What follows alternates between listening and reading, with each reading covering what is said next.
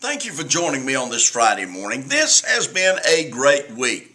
It has for me, and I hope that it's been for you. We've been talking about being a life changer. All of us are called as believers in Jesus, to be life changers. Now today, I want us to look at a scripture in Genesis chapter 35 and verse 2. It said, "Then Jacob said unto his household, unto all that were with him, put away the strange gods that are among you, and be clean, and change your garments." You realize that sometimes all you and I need to do to be comfortable is change our garments. Just change your clothes.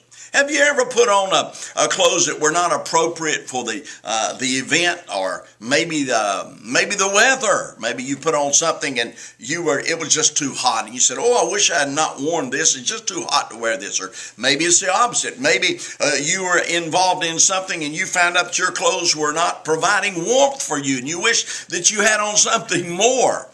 One of the things that we can joke about, and I think all of us do, is when we get a pair of shoes. Is the size of that shoe comfortable to us? You know, if a shoe size is not correct, no matter what you do, every time you step, every time you walk, you will be uncomfortable. And so the clothes that we wear are very important. That's the way it is with being a believer. Many times you and I have on the clothes of defeat. We put on a garment of defeat.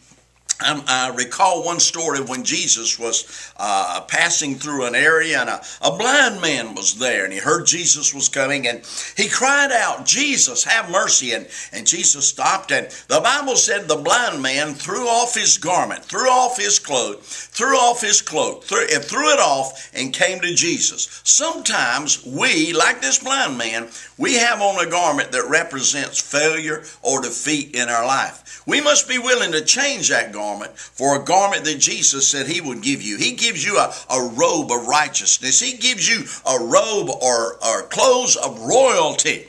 And so today, sometimes we have to have a change of garment, and I trust that you're willing to make that change today. Take off that garment of heaviness. Take off that robe of defeat and put on that royal robe, that robe of righteousness as a believer, and watch things turn around for you. God bless you. Have a wonderful weekend. I'll see you next week.